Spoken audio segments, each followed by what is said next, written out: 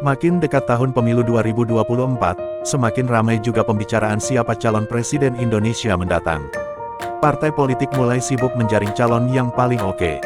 Berbagai polling digelar untuk bisa mengukur siapa yang pantas naik menjadi calon presiden. Projo, organisasi masyarakat pendukung Jokowi pun bergerak untuk mencari aspirasi masyarakat.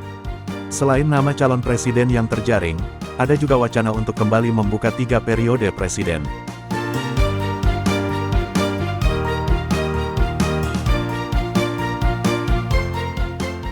Arah dukungan Projo di 2024 kira-kira seperti apa ini Pak yang ditunggu-tunggu oleh masyarakat ini? Projo itu ikut dan tegak lurus pada perintah Pak Jokowi bahwa kami di 2024 ini terus terang diperintah oleh Pak Presiden untuk terus mendengar, menggali, dan menyerap aspirasi rakyat.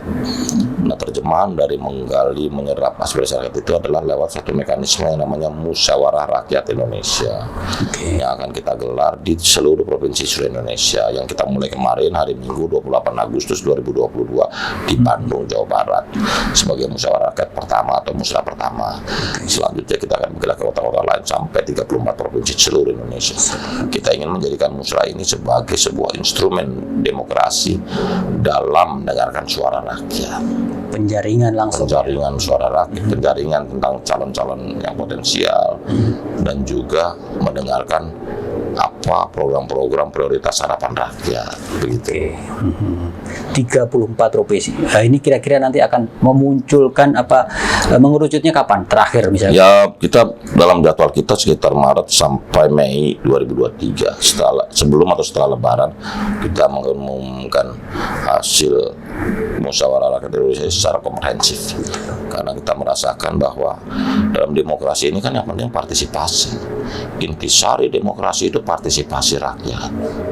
Betul. Jadi partisipasi rakyat itu adalah memberi ruang sebesar-besarnya bagi rakyat untuk bersuara, untuk menyampaikan gagasan, kehendak, pikirannya, gitu.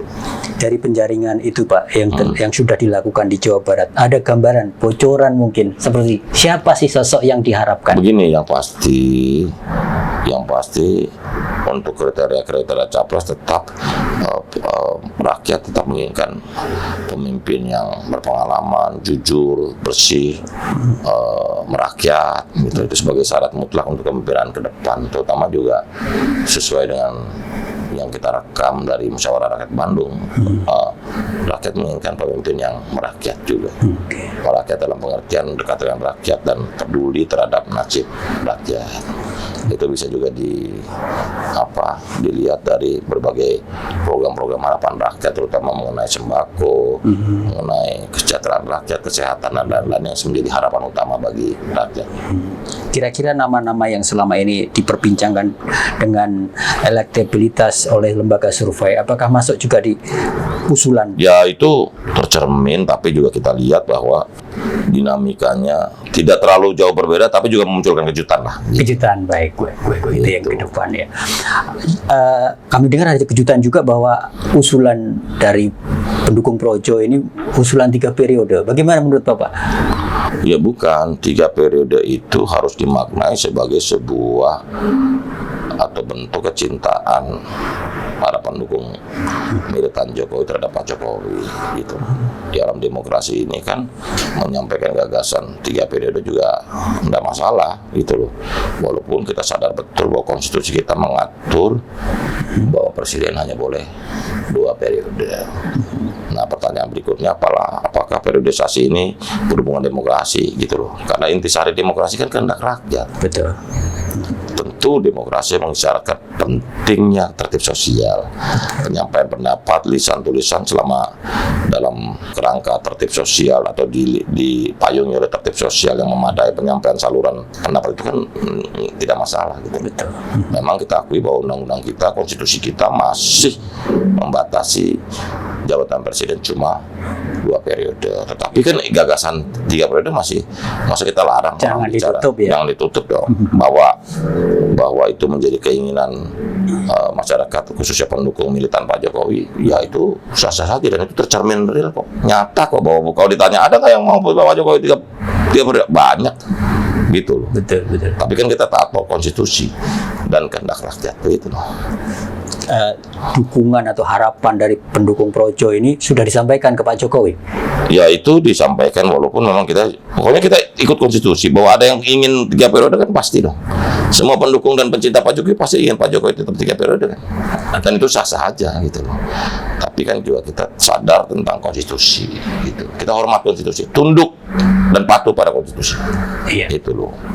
Dalam rangka upaya tunduk konstitusi, apakah ada semacam kampanye Pak dari Projo untuk mewacanakan ini agar bisa bahkan mensosialisasikan bahwa iklim demokratisasi tidak hanya 2 periode? Begini loh, bukan, pertanyaannya adalah bahwa demokrasi dan periodisasi jabatan presiden itu 2 hal yang berbeda. Ya. Intisari demokrasi itu kan adalah kehendak rakyat. Ya. Kehendak rakyat berarti dukungan rakyat gitu.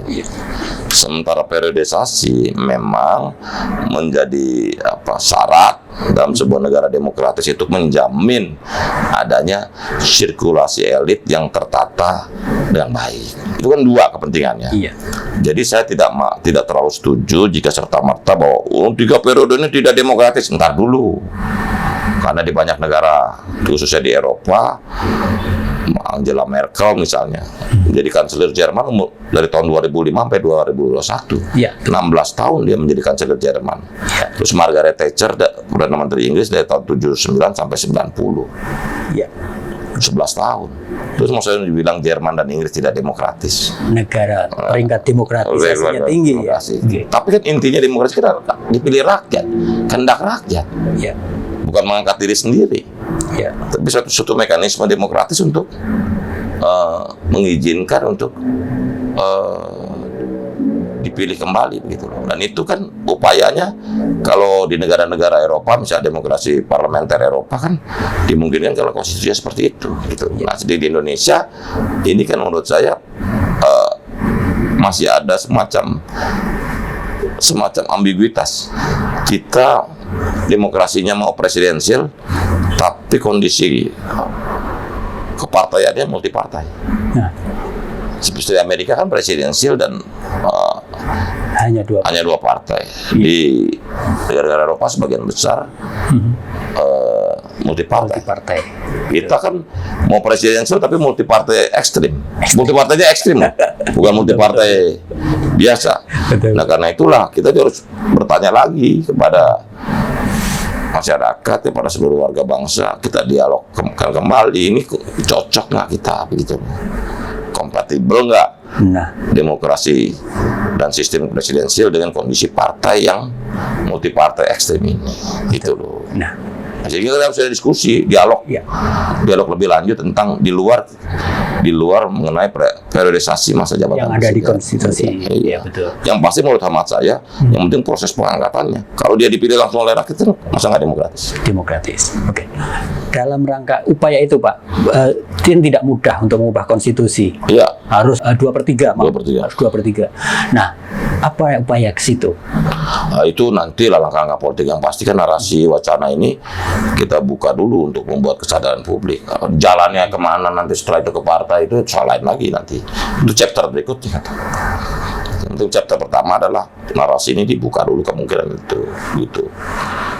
Sebagai sebuah upaya apresiasi bahwa kalau pemimpin berhasil tuh di-achieve oleh sebagian besar masyarakat untuk dilanjutkan, gitu kan. Ini kan bonus, ini kan achievement, gitu. Kalau pemimpin yang serius mau bekerja sepenuh hati untuk rakyat, pasti dapat dukungan dari rakyat. Gitu.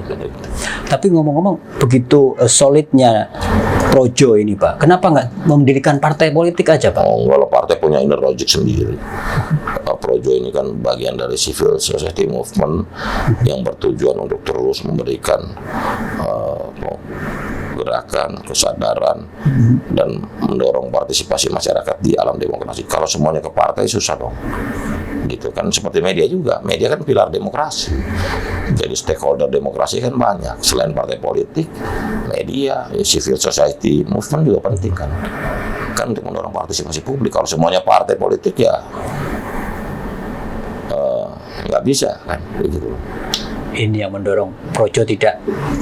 Enggak, kita bukannya nggak tertarik menjadi partai, kita merasa bahwa ada takdir sejarah dan tugas sejarah yang harus kita emban gitu. Dan itu tidak menjadi partai gitu. Oke, baik. Tapi meskipun tanpa partai, sebenarnya gambaran dukungan politik Projo dari pemilih voters sesungguhnya berapa sih, Pak? Ya kita nggak usah ngomong angka, kita lihat aja daihatnya Pak Jokowi berapa persen.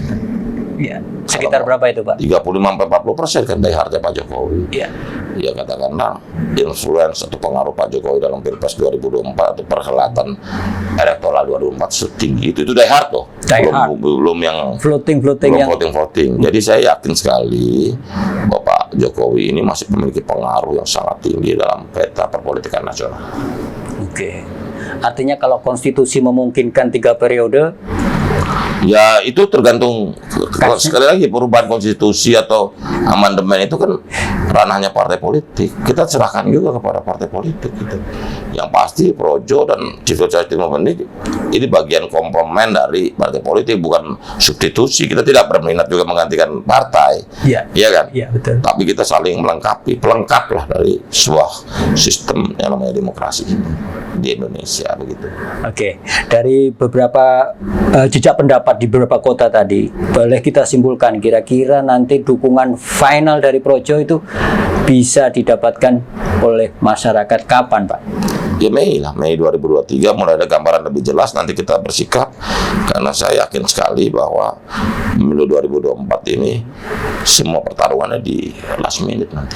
Last minute. Kalau di sirkuit itu namanya di lintasan terakhir, di lap terakhir dan tikungan terakhir. Iya, betul. Tapi itu akan tetap tunduk ke dukungan Pak Jokowi. Oh iya dong. Terhadap calon itu. Iya, bahwa Pak Jokowi memerankan peran sentral dalam menentukan landscape politik 2024.